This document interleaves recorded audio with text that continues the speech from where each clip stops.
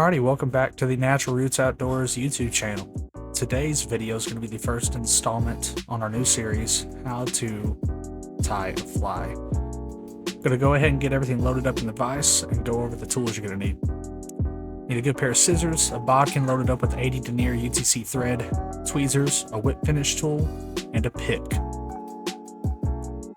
Going to be using a size 14 with a slotted bead.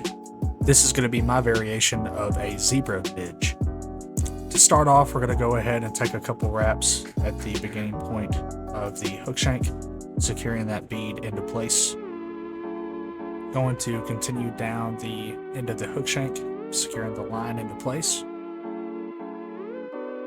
At this point, grab your scissors, clip off the excess. Now we're going to continue to make wraps going down the shank. Be careful not to grab a hold of that hook point. You'll end up breaking off your line. Make your way back up towards the bead. At this point, it's going to feel excessive, but you need to lock that bead down into place nice and tight.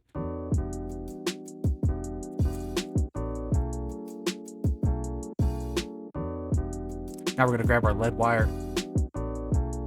Go ahead and break you off about 2-3 inch piece. This piece right here will be multiple flies.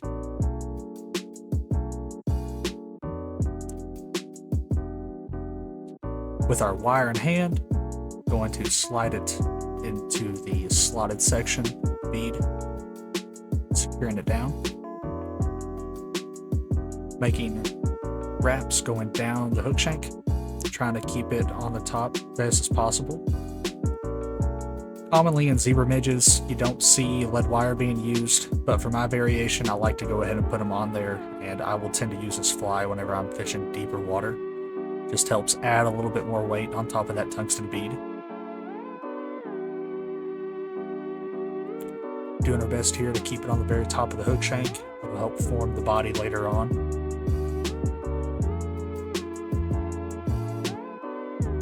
Make sure all your wraps are nice and tight.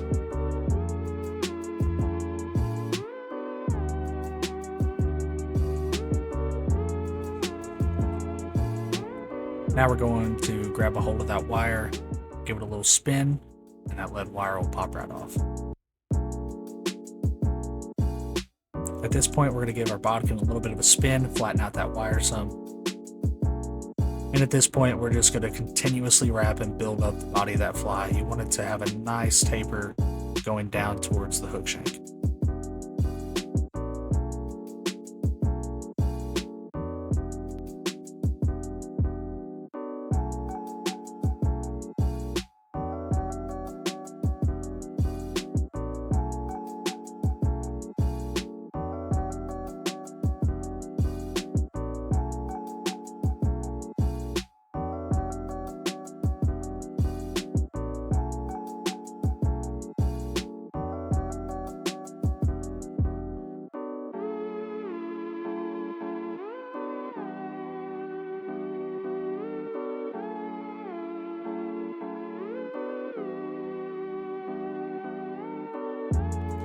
And now with all that wrapping done, we're going to take a single head feather off a Drake mallard. Add this to our fly. This is going to act as our tail for the fly.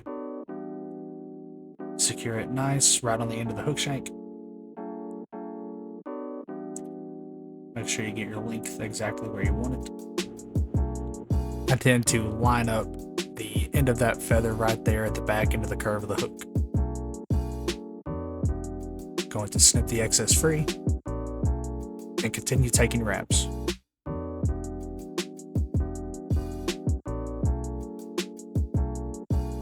At this point, we're going to grab some gold wire and secure it right behind the bead. This is going to help segment and give a little bit of flash to this fly.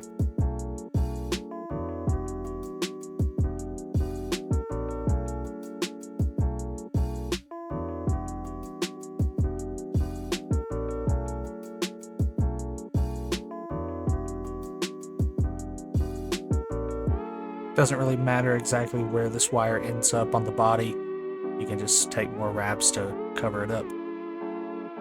Just bring it all the way back until about the end of the tail right there.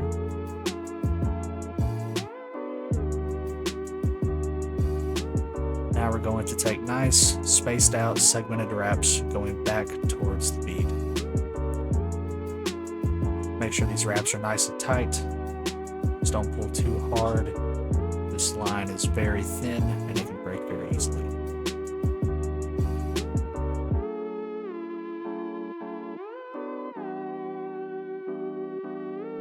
Now that we have it back up towards the bead, we're going to try our best to secure this wire.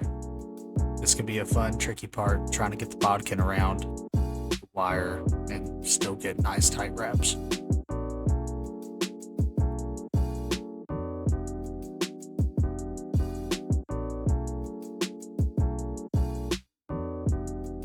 As you can see, I got myself into a little bit of a mess, but still go ahead and clip off that excess.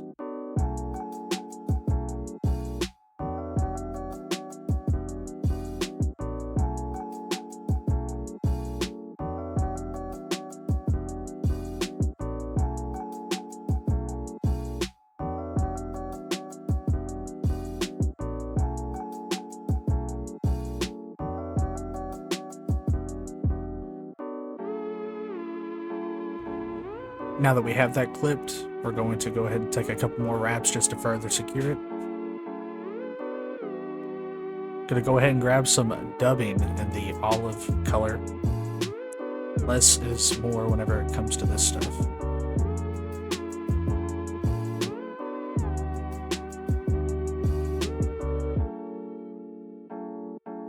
Going to go ahead and make a little dubbing noodle right here. Just kind of pinch it across that line. Give it a couple little spins, shorten up on your bodkin, and continue with some nice tight wraps.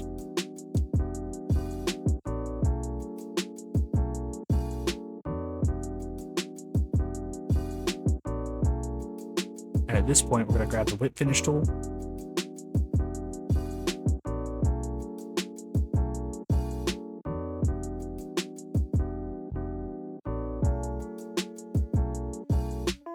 Going to clean up our dubbing just a little bit and readjust our hook. Get a better angle on it. Make those tight wraps. Pull back on that dubbing. And continue wrapping directly behind the bead. Now grab your whip finish tool. Secure it tightly.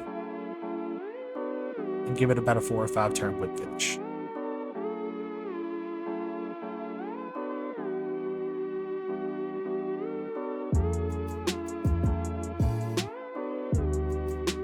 Pull that knot nice and tight, and the line will pop right off. At this point, you can give it a drop of super glue. I just don't have any on me currently, but this right here will be good enough to fish. Take our pig, make some adjustments on the dubbing right here. And here we have our finished variation of the Zebra Midge. Thanks for sticking around. We'll catch y'all on the next one.